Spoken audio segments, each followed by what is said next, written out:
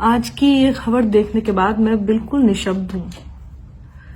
मतलब इस कदर निशब्द हूं कि समझ नहीं आ रहा है कि आखिर हमने ये क्या समाज बना लिया है। यूपी के हाथरस में एक बच्ची के साथ इस तरह से गैंगरेप, उसके बाद उसकी जीभ काट दी गई, उसके बाद उसकी रीढ़ की हड्डी तोड़ दी गई। 14 सितंबर को उसके साथ एक घटना होती है और 29 सितंबर को सबको पता चल रहा है। जानते हैं क्यों? क्योंकि 15 दिन से इस खबर को दबाने की सिर्फ यूपी की सरकार ने कोशिश नहीं की, पूरा मीडिया आपको पता है क्या दिखाता रहा। क्योंकि इस बीच में उस दलित बच्ची, 18 साल की उसकी उम्र थी, उसके साथ जो निर्भया जैसी वारदात हुई, उससे ज्यादा जरूरी हमारी दिल्ली की मीडिया के लिए, दीपिका गोवा में थी तो उसको चेज करना ज्यादा जरूरी था। रकुलप्रीत, सारा अली खान, उसको एयरपोर्ट पर हाउंड करना ज्यादा जरूरी था। पायल घोष ने क्योंकि अनुराग कश्यप के ऊपर आरोप लगा दिया था, तो पायल घोष का इंटरव्यू करना बहुत जरूरी था, उस खबर को दिखाना बहुत जरूरी था। पूरा बॉलीवुड जो है ड्रग्स लेता है, नहीं लेता है, क्या करता है, वो सब आपके सामने दिखाना जरूरी था। लेकिन इस बच्ची की आवाज आपके सामने दिखाना कतई जरूरी नहीं था, ना हमारी इस दिल्ली की मीडिया के लिए, ना सरकार के लिए। और सरकार ने पूरी कोशिश की उसको दबाने की। मेरी दोस्त रोहिणी सिंह, वो लगातार ट्विटर पे लिखती रही। सोशल एक्टिविस्ट हैं योगिता भयाना, वो लगातार ट्विटर पे लिखती रही। रोहिणी सिंह ने जब इस वारदात को लिखा, तब यूपी सरकार में जो इंफॉर्मेशन सेक्रेटरी हैं शिशिर सिंह, वो उनको ये लिखकर धमकी देते हैं कि जो भी लोग फेक न्यूज फैला रहे हैं उनके खिलाफ कड़ी कार्रवाई की जा रही है, एफआईआर हो रही है। तो जो कुछ तो लोग बोलते नहीं है और जो बोलते हैं उनको धमकी देकर चुप कराने की कोशिश होती है। क्यों कोई नहीं बोला? आप इस बारे में कभी सोचेंगे क्या? इसलिए कि वो बच्ची दलित थी इसलिए कोई नहीं बोल रहा?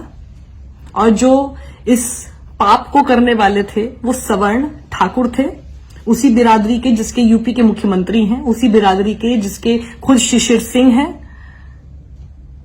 या इस वजह से कि 2012 में तो हम लोग सड़कों पर उतर गए थे जब निर्भया के साथ इसी तरह की विभत्स घटना हुई थी, और उस समय पूरा मीडिया भी सड़कों पर था। और मुझे गर्व है इस बात का कि मैं उस मीडिया का हिस्सा थी, मुझे गर्व है इस बात का। लेकिन क्या इस वजह से आज आप नहीं बोलेंगे क्योंकि तब तो मनमोहन सिंह की सरकार थी, लेकिन आज मोदी योगी की सरकार है? या वाकई ये जरूरी है कि आप चाहते हैं देखना कि दीपिका गोवा में है और उसकी गाड़ी का कलर कौन सा है, या फिर यूपी में एक दलित लड़की के साथ इतनी बेरहम तरीके से उसका बलात्कार हो जाता है, उस घटना को आप नहीं देखना चाहते? उस घटना के बारे में आप नहीं जानना चाहते? हमारी एक बच्ची, हमारे बीच की बच्ची तड़पती रही 14 सितंबर से लेकर 29 सितंबर तक, जब आखिरकार उसने दम तोड़ दिया। हमारे देश को इस बारे में पता ही नहीं चलता है, हमें इस बारे में पता नहीं चलता है, क्योंकि हमारे देश में जिसने बताने का जिम्मा उठा रखा है वो हमें बॉलीवुड का ड्रग्स दिखा रहा है।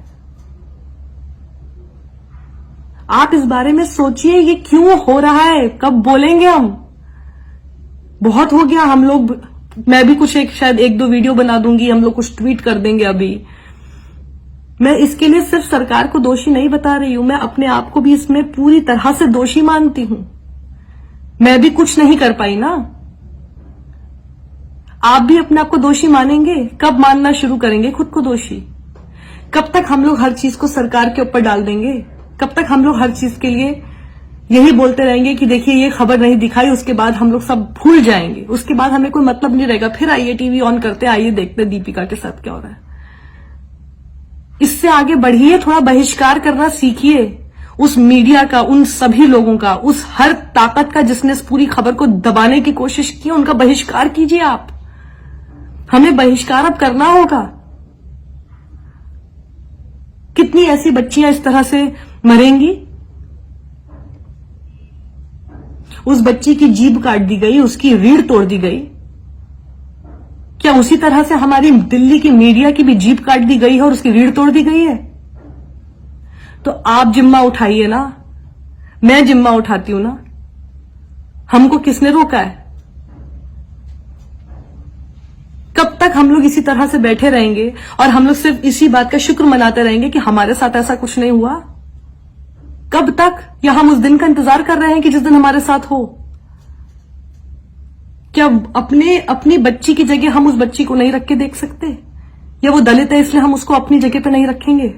या ये सोचेंगे कि दलित के साथ ही हुआ है, दलित के साथ हो जाता है? थोड़ा जागिए।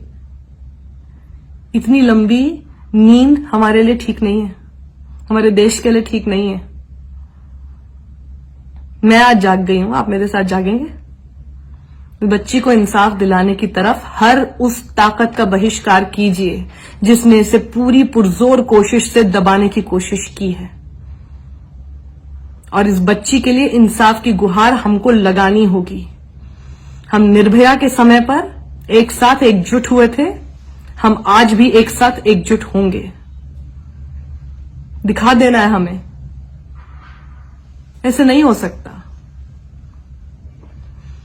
बड़ी बड़ी बातें आप करते हैं, लेकिन अगर बच्ची की तरफ कोई आंख उठाकर भी देखता है और उसकी आवाज को आप और बुलंद करते हैं, उस आरोपी की आवाज को आप बुलंद करते हैं, लेकिन जब उसके साथ कुछ गलत हो जाता है तो उस खबर को दबाने की आप पूरी कोशिश करते हैं, तो अब ये नहीं चलेगा।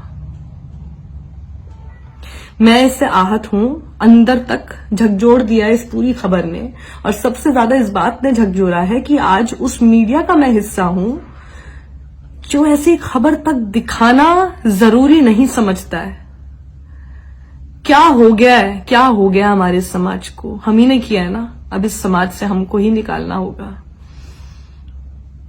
दूसरों को दोष देने से पहले मैं अपनी तरफ से मैंने क्या नहीं किया, मैं उसको ठीक करना ज्यादा जरूरी समझती हूं। आत्ममंथन कीजिए, इंट्रोस्पेक्ट कीजिए। उस बच्ची की चीख पुकार हम सुन ही नहीं पाए।